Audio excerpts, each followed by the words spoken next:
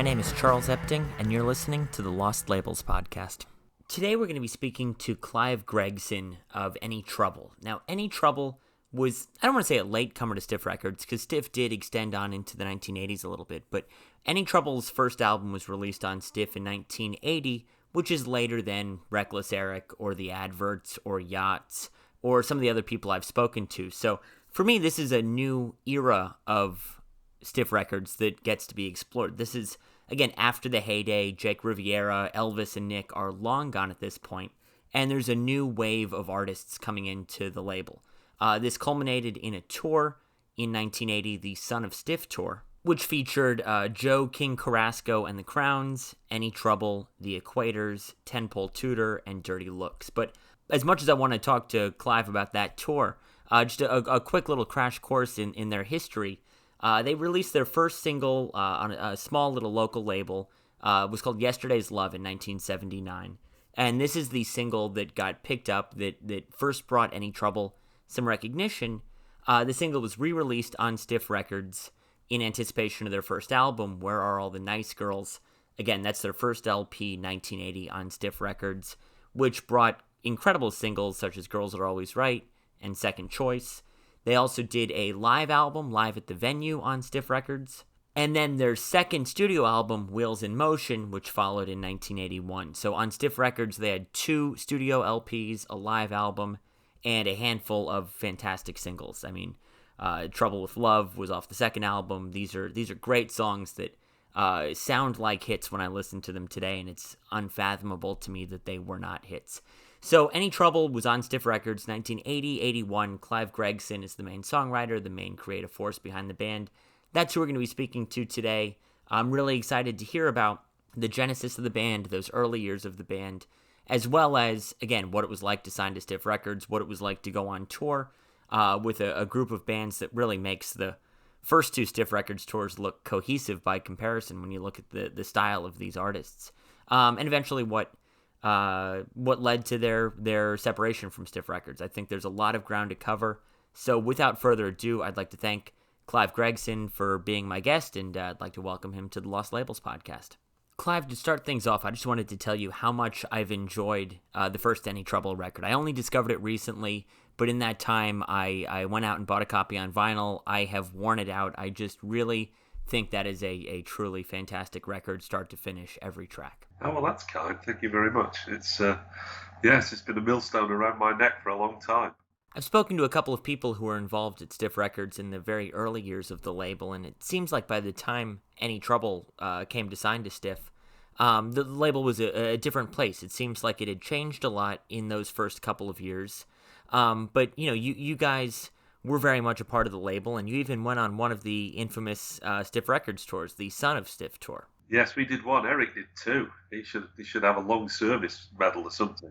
When you listen to Any Trouble's music, compared to a lot of what was released on the label, whether it's Lena Lovitch or Reckless Eric or Ian Dury, it seems like your music is a lot more straightforward and a lot more self-explanatory and lacks some of the, maybe sarcasm or cynicism that other bands on Stiff exhibited. Is that a fair assessment?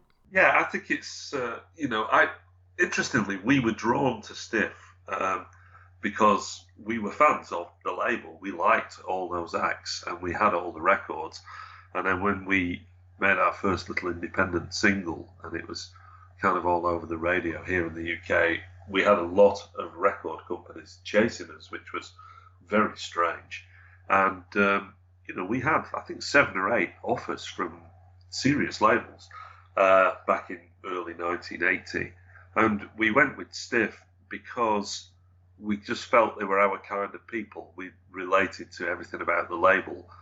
In retrospect, and I have nothing bad to say about Stiff at all, but in retrospect, it was probably a mistake because we really were not a typical Stiff band, and we didn't become one.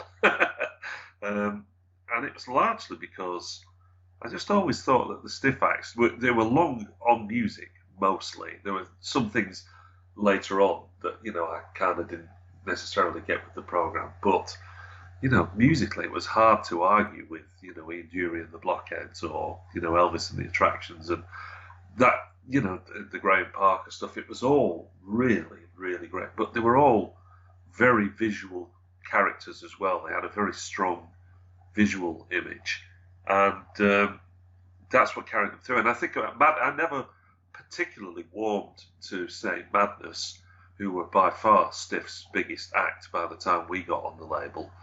The music didn't do an awful lot for me. I thought they were really good guys. We met them quite a few times. They were nice guys, and they were clearly very good. But the image, the whole group thing that they had was fantastic. It was spectacular, So we just didn't have any of that. We just looked like a bunch of urbans from Manchester who played in a band, and we never learned how to. We never learned the visual thing at all. So in retrospect, I suspect we probably were. We were not the best fit for Stiff, although they loved us and we loved them. But it kind of didn't really work. What were your influences early on? What were you listening to that, sort of went into what became Any Trouble?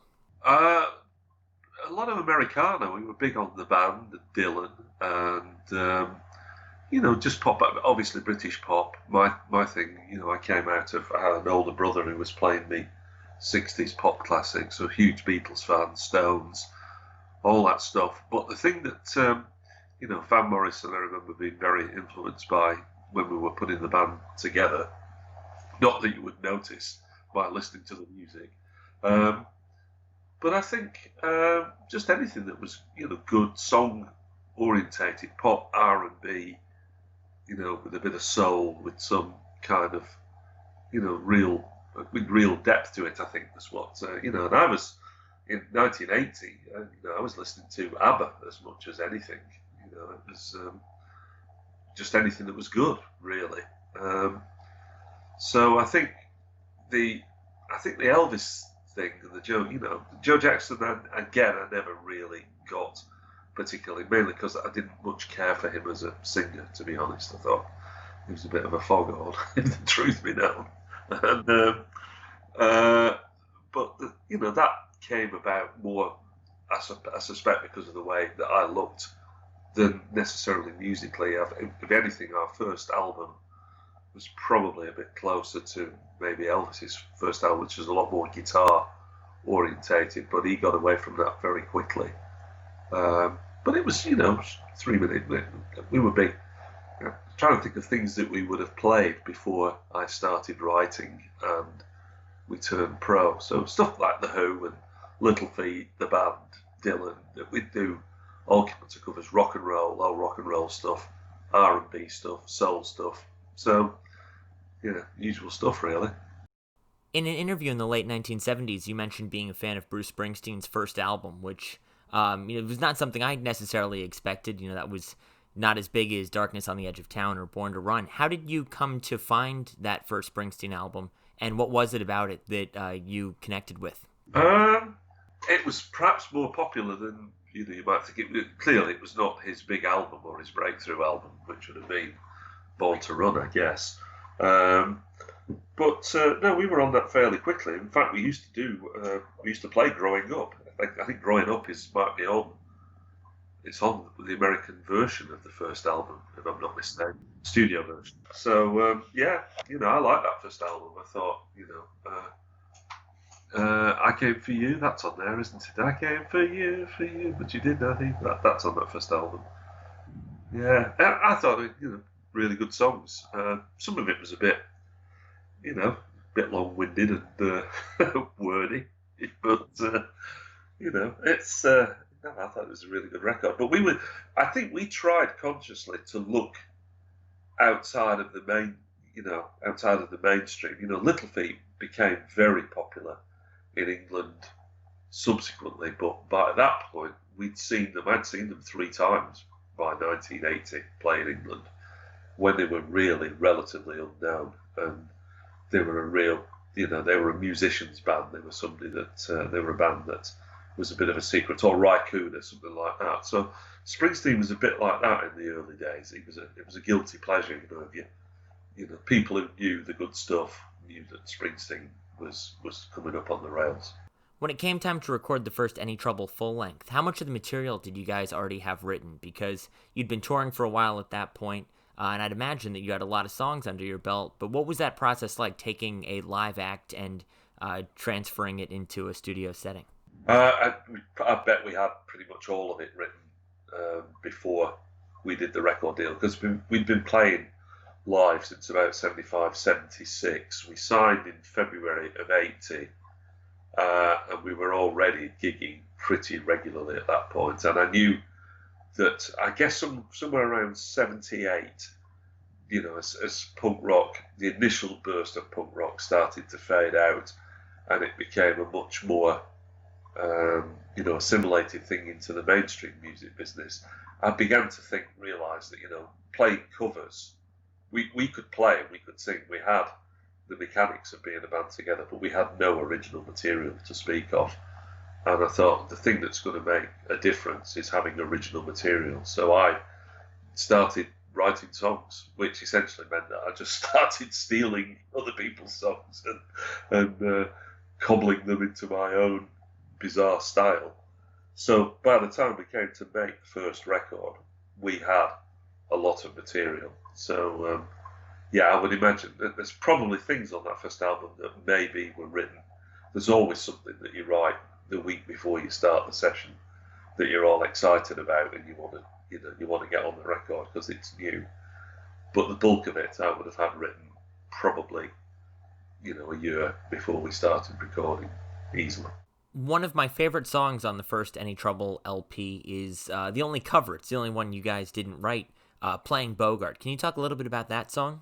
It's an odd one, actually, because it's not, I don't think of it as a cover, funnily enough. It was written by a really close friend of mine, Nick Simpson, who was another kind of singer-songwriter guitarist from Manchester, who had his own band called 23 Jewels. And we were just friends. And he had this song. He'd had it kicking around for a while, so I knew the song.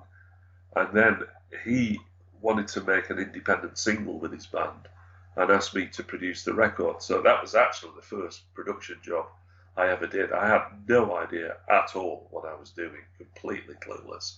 But that was Playing Bogart. So it kind of always felt like I was part of that song. It's absolutely Nick's song.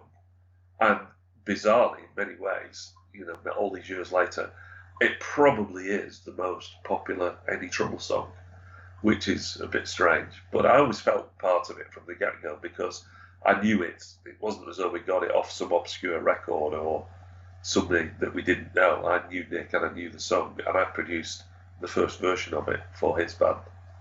Coming back to the Son of Stiff tour, I think this is probably the most forgotten of the three Stiff Records tours after 1977, and then the Be Stiff tour in 1978. Can you talk a little bit about what that Son of Stiff tour was like? It was again, hindsight is a wonderful thing. Looking back, I think actually agreeing to do the tour was a big mistake for us because we were already building our own audience at that point by kind of the middle of 1980. Our first album was out. It was picking up really good reviews and good airplay. And we were starting to build up a kind of a head of steam, particularly in the UK, but to some extent in the States as well, when the record came out there. And I think, ideally, I suppose business-wise, it would have made most sense for us just to carry on doing that. Just doing our own gigs, doing a few support gigs, just playing to people wherever we could. The Stiff tour was a lot of fun to do, but I thought career-wise, and I never think of this as a career anyway, it's just a means of avoiding a career, really. But business-wise, it was a mistake for us because we already had something going on, and it kind of actually compromised that because we finished up playing. Yes, we played to more people, and we played probably more places, I would think. But we were on a bill with 500 bands. We were playing 20 minutes a night, which is not very much. So we weren't really honing our performance skills. And we weren't converting anybody, really, because it was just all a bit too much. I don't think that anybody really came off the Stiff tours, any of the Stiff tours, and really, the only people that really got anything out of it were the ones who either previously or subsequently had hit records.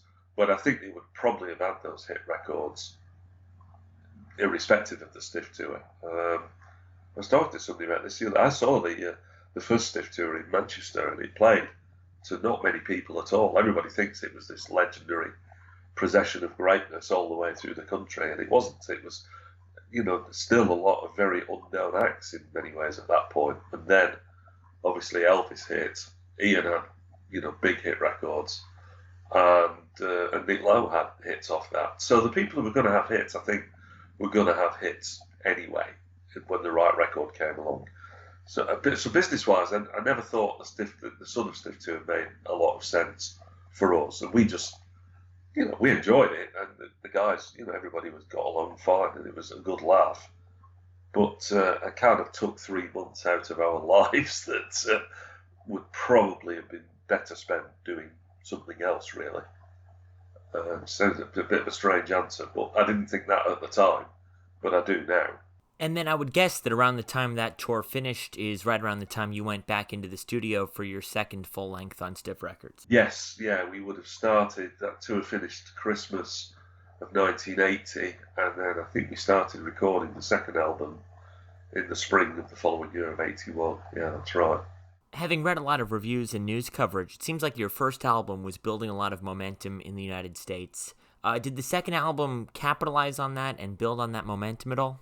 No, the first album, the first album had momentum for about a month, I suppose, in the States, because it was a big airplay record, and there was a brief period of time where it was the most added record on US radio, the single second choice. So it was a big airplay record. The big problem was, and again, looking back, this was all part of, again, hindsight's a marvellous thing. Looking back at the business setup of Stiff, they had no setup in the States at that point, no proper setup. They'd previously been distributed by CBS, and what had been their strength in the UK and Europe was these very quirky, very English in many ways acts like Ian and Madness or whatever, just didn't go in the States. They couldn't sell an Ian Dury record to save their lives in America.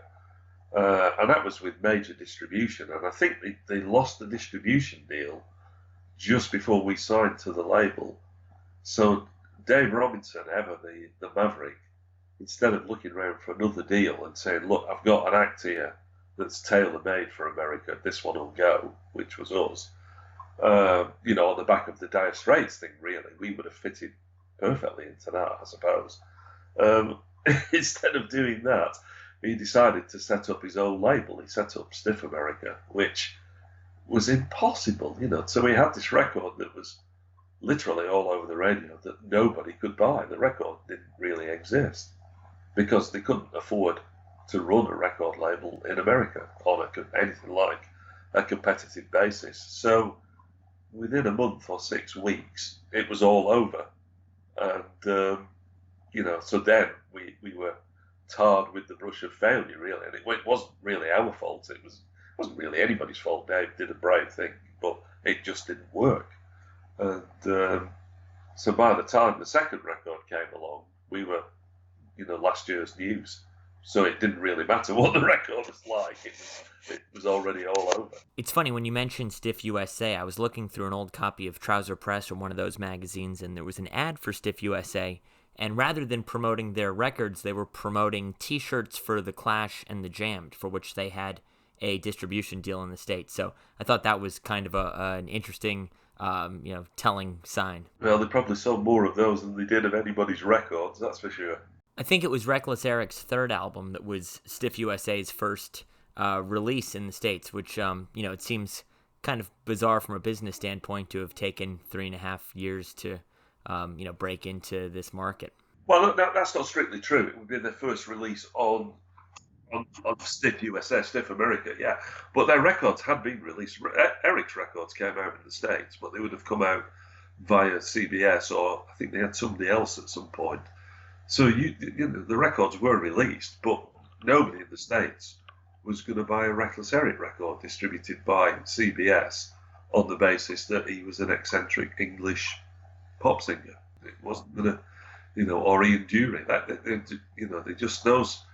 They were big. They were very English-centric records, and Elvis, Jake Riviera realised very quickly with Elvis and Nick that if he wanted to, they wanted to be successful in the States, they had to jump ship very quickly, and they did. They both left Stiff very early on, and Elvis's early records came out through CBS, but then they went to Warner Brothers, and by Elvis's third, I guess by Armed Forces would have been the one that broke Elvis as a major act in the US.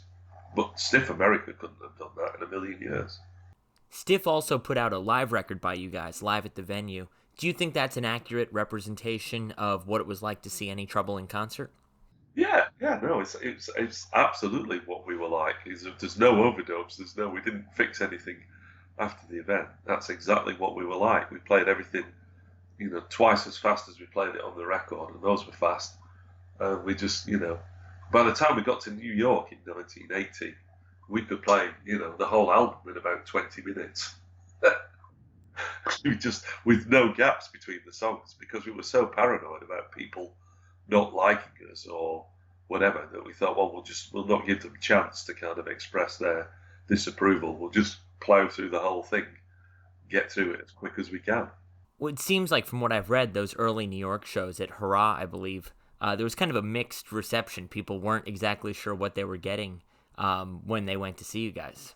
Well, that was a classic Stiff again. What they did, they booked a week of shows with each of the 5 bands from, I think I'm right in this, each of the 5 bands from the Stiff tour did a night each, although some of them, I don't think the Equators did one. I remember that the Feelies did one, maybe Dirty Looks, maybe it was all the American acts and us, because we had a record that was starting to tickle on the American market. So they put us in there for a week, and it was a bit of a taster of what the Stiff tour was going to be like. And of course, people who liked the Feelies would show up for them.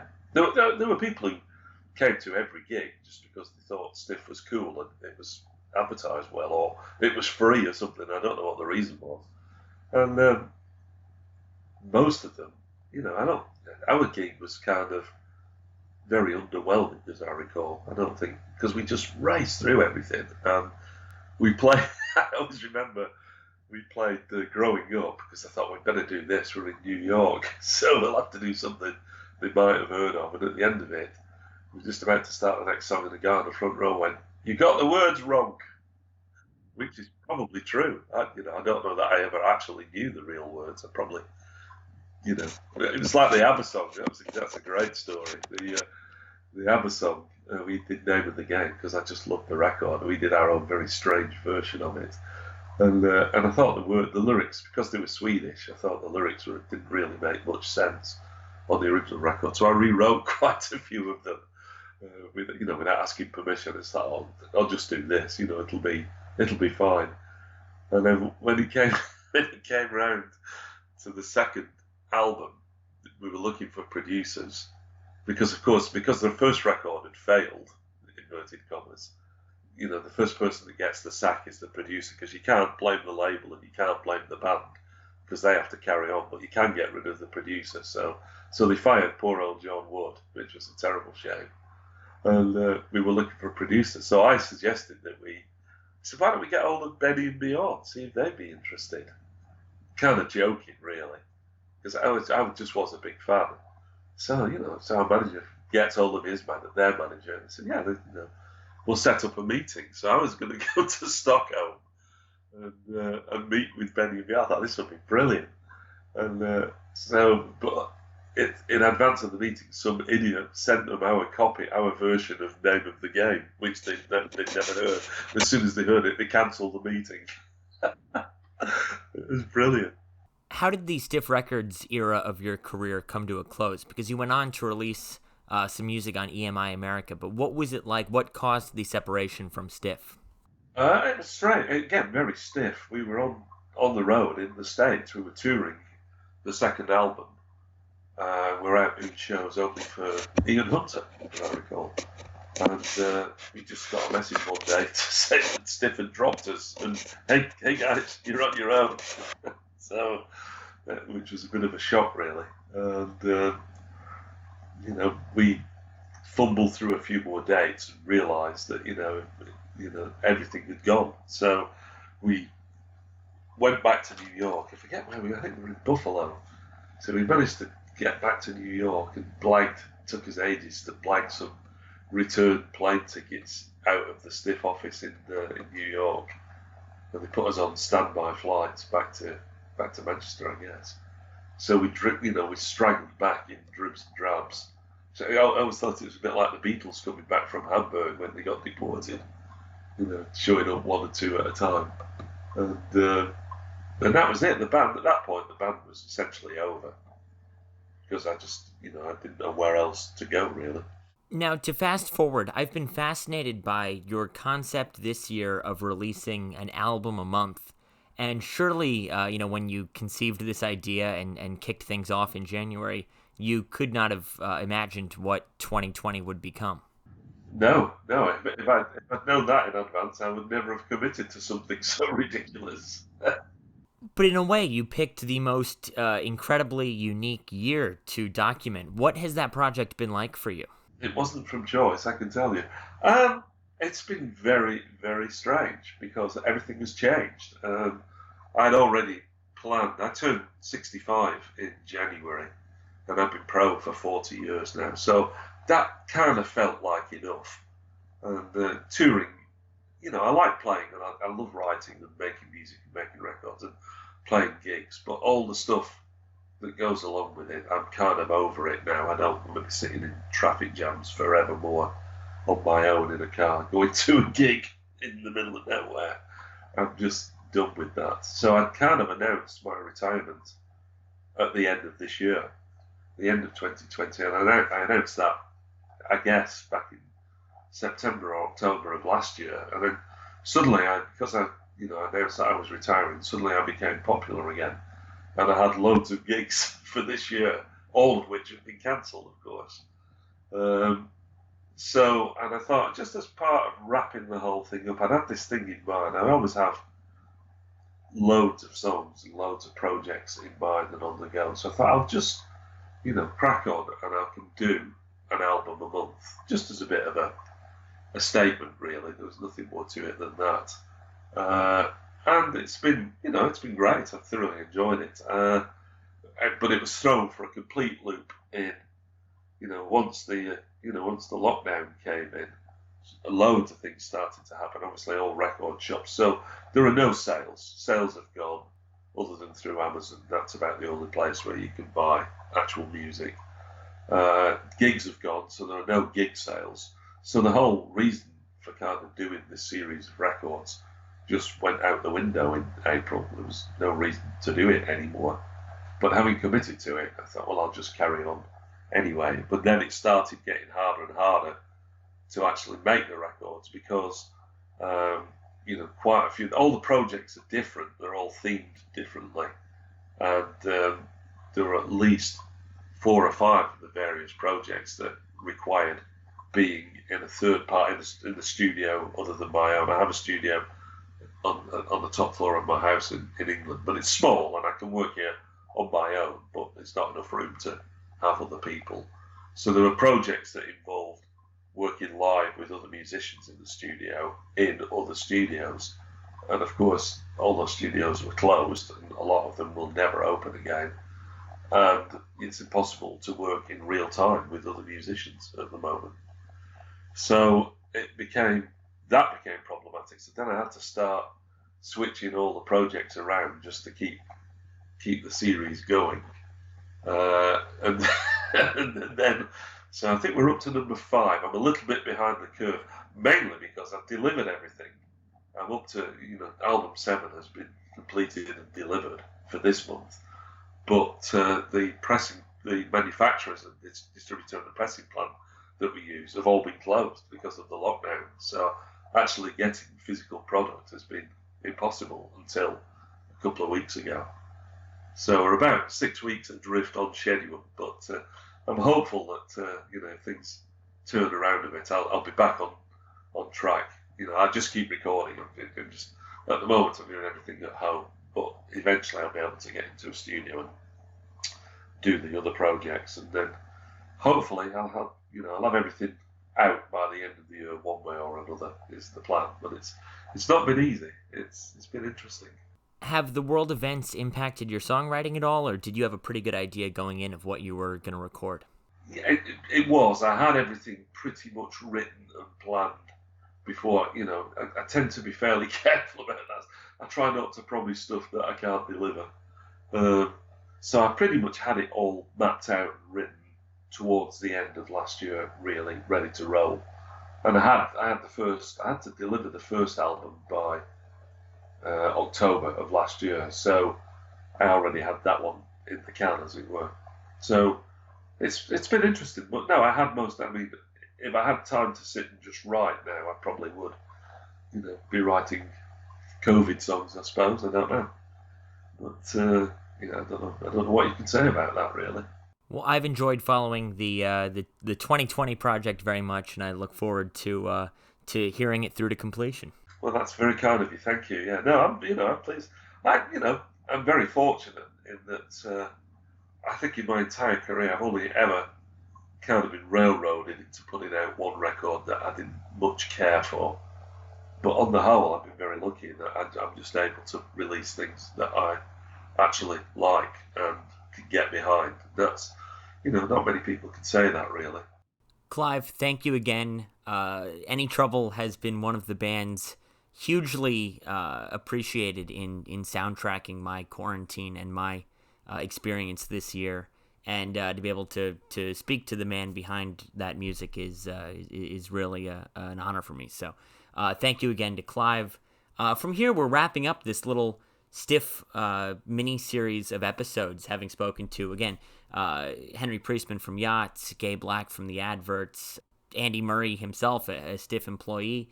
So I'm sure that Stiff is a label that I will continue to revisit time and time again. It's hard not to when so much of my own musical taste overlaps with what the label put out. But one of the last Stiff interviews that I have recorded that I'm really excited to cut together and release is with Reckless Eric. I've mentioned this earlier. I was fortunate enough to sit down over coffee with Reckless Eric in person, and I'm really excited to bring that interview because when you think of names closely linked to Stiff Records, it's hard to find anyone better than Reckless Eric. So that's another one I'm excited for. But from there, some great episodes lined up, some great conversations, which I'm really excited to share with you. But until then, thank you as always for listening. Thank you for checking out the Lost Labels podcast. My name is Charles Epting. Until next time.